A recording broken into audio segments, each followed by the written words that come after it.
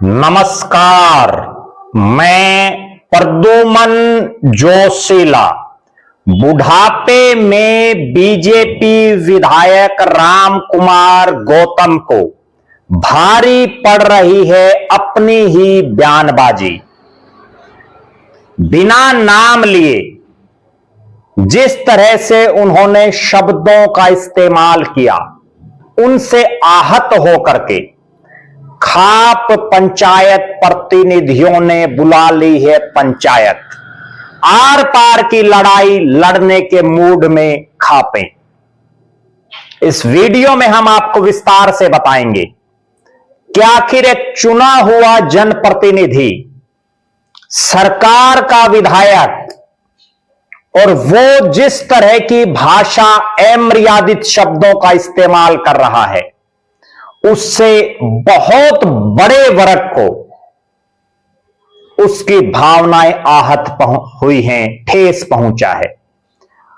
और उन्होंने डंके की चोट पर ऐलान कर दिया है कि पंचायत में ही अब फैसला होगा।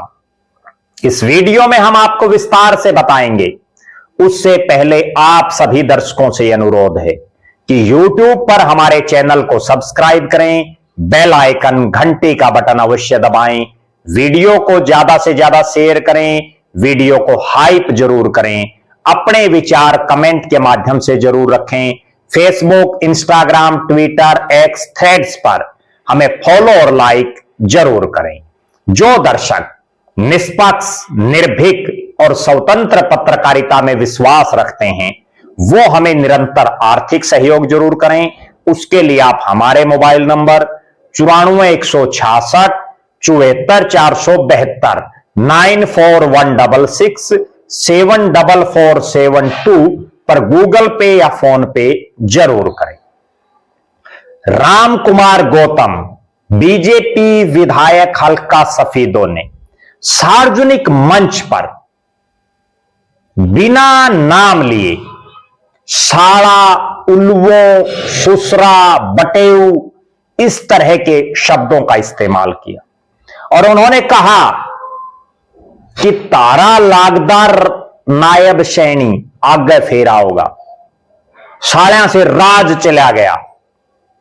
जिस तरह की उन्होंने भाषा का इस्तेमाल किया, हालांकि उसके बाद उन्होंने कहा कि उनके शब्द गलत थे, लेकिन खाप पंचायतें हरियाणा में, चूंकि खापों का एक बहुत बड़ा रोल हमेशा से रहता है, उन्होंने एक बड़ी लड़ाई लड़ने का मूड बना लिया है। और इसी के मद्देनजर 7 दिसंबर 2025 को हांसी, जो खापों का बड़ा गढ़ माना जाता है, हांसी के अंदर जाट धर्मशाला में एक पंचायत का आयोजन जाट समाज की तरफ से किया जा रहा है। 7 दिसंबर को आर पार की लड़ाई लड़ने के मूड में है ये खाप पंचायतें, और इस दिन ये फैसला करेंगे कि जिस तरह की भाषा शैली राम कुमार सैनी प्रयोग कर रहे हैं, उस पर क्या फैसला लिया जाए। क्या ऐसा निर्णायक निर्णय हो जिससे उनकी जो बयानबाजी है उस पर किसी तरह की रोक लगे। जो पंचायत में बुलाने के लिए जो एक संदेश जारी किया गया है, मैं पहले वो आपको पढ़ करके सुना देता हूं, फिर आपको सब समझ आ जाएगा। दिनांक 7 दिसंबर 2025 को हांसी के अंदर जाट धर्मशाला में एक पंचायत का आयोजन जाट समाज की तरफ से किया जाएगा, जिसमें जाट समाज के और खापों के मौजूद आदमी इकट्ठा होने जा रहे हैं। इस पंचायत का उद्देश्य एक असभ्य विधायक राम कुमार गौतम द्वारा जो जाट समाज को गालियां दी गई हैं और टिप्पणी करी गई है, उसके बारे में अपना विरोध प्रकट किया जाएगा। साथ ही भविष्य में इस तरह की बयानबाजी कोई भी नेता ना करे या कोई राजनीतिक दल नहीं करे, उसके ऊपर भी अपने अपने विचार रखे जाएंगे। तो आप सभी साथियों से अनुरोध है कि जाट समाज के जो बुद्धिजीवी वर्ग हैं, खापों के प्रतिनिधि हैं, वह 7 दिसंबर 2025 को सुबह 10 बजे हांसी जाट धर्मशाला में पहुंचे। वे अपने अपने विचार प्रकट करें। निवेदक प्रधान बलवान सिंह मलिक, सातबास खाप, अशोक सातबास।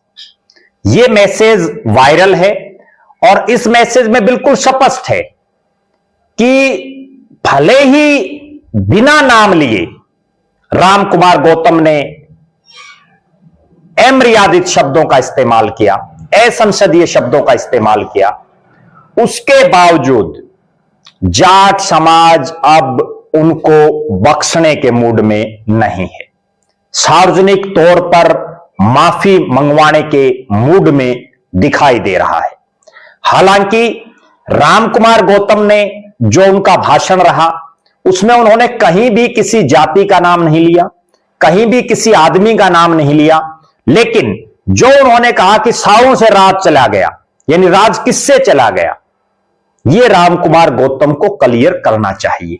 और उनको यह भी क्लियर करना चाहिए कि उन्होंने कहा कि उल्लू वो हरियाणा सबका है, कौन है उल्लू, और उनको यह भी क्लियर करना चाहिए कि आगे भी आओगा नायब सैनी थारा लागदार, आखिर वो किसका लागदार है। और जिस तरह की वो भाषा शैली का इस्तेमाल कर रहे हैं, कभी सुसरा शब्द का इस्तेमाल कर रहे हैं, कभी कह रहे हैं कि बटेऊ चूरमा खा गया। कौन बटेऊ, किसका बटेऊ?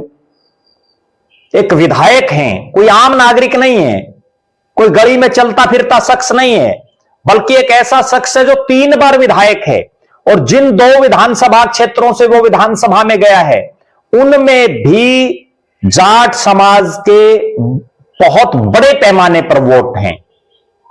और यह भी नहीं है कि राम कुमार गौतम को जाट समाज ने बिल्कुल एक भी वोट नहीं दिया, बल्कि राम कुमार गौतम तो खुद सार्वजनिक तौर पर भी मान चुके हैं कि 2019 के चुनाव में जाटों की वजह से वो चुनाव जीते हैं,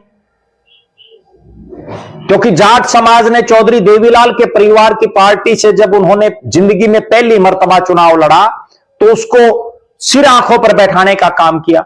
लेकिन अब जिस ढंग की भाषा शैली राम कुमार गौतम बिना किसी का नाम लिए इस्तेमाल कर रहे हैं वो वास्तव में निंदनीय है। और यही एक कारण है कि सातबास ने तो अपनी महापंचायत बुलाई है, अपनी पंचायत। इसके अलावा चाहे बिनैन खाप हो, उनके प्रधान का बयान आ चुका है। समाज के अलग अलग वर्गों के बुद्धिजीवी जो लोग हैं वो लगातार बयानबाजी कर रहे हैं। और विपक्षी दलों के नेता, चाहे कांग्रेस के दीपेंद्र सिंह हुड्डा हो, इंडियन नेशनल लोकदल के सुप्रीमो अभय सिंह चौटाला हो और जेजेपी के नेता हो, वो सब भी लगातार कह रहे हैं कि हरियाणा में एक बार फिर से ऐसा माहौल बनाने का प्रयास किया जा रहा है जो माहौल 2016 में जब राजकुमार सैनी बार बार इस तरह के बयान दे रहा था और जिस पर उस समय की भारतीय जनता पार्टी की मनोहर लाल की सरकार ने कोई अंकुश नहीं लगाया। और उसका परिणाम यह रहा कि 2016 में बहुत बड़े स्तर पर आपस में जो जातीय एक विभाजन टाइप में दिखा, आपस में जातियां ही एक दूसरे के सामने खड़ी हो गई। एक बार फिर से जिस तरह से रामचंद्र जांगड़ा के बाद राम कुमार गौतम बयानबाजी कर रहे हैं, और यह नहीं है कि वो एक दिन बयान दे दिया, अक्सर वो इस तरह की बयानबाजी देते रहते हैं। और मेरा तो यह मानना है कि जिस तरह से राम कुमार गौतम बेलगाम होकर के कई बार बोल देते हैं, चाहे वो दुष्यंत चौटाला को लेकर के उनकी टीका टिप्पणी हो, चाहे उनकी टीका टिप्पणी अब बिना नाम लिए जो है एक बहुत बड़े वर्ग को टारगेट करने की हो, तो अपने आप में यह दर्शाता है कि वो किस ढंग की राजनीति करते हैं। और उसके बाद खुद राम कुमार गौतम इस तरह की बयानबाजी करते हैं कि कुछ लोग हैं जो जातीय मानसिकता से पीड़ित हैं, उनको उनसे परेशानी है, जबकि यहां उनको स्पष्ट करना चाहिए कि सालों से राज चला गया, कौन है वो साले? बटेऊ चूरमा खाओगे, कौन है वो बटेऊ? और किसके लागदार है नायब सिंह सैनी? अब जो खाप पंचायतें हैं और जो खाप पंचायतों के प्रतिनिधि हैं, उन्होंने एक ऐसा मूड बना लिया है कि राम कुमार गौतम को लेकर के कोई कड़ा फैसला लेने की जरूरत है। बहरहाल आप दर्शकों की क्या राय है? जिस तरह की बयानबाजी राम कुमार गौतम कर रहे हैं, आप क्या मानते हैं?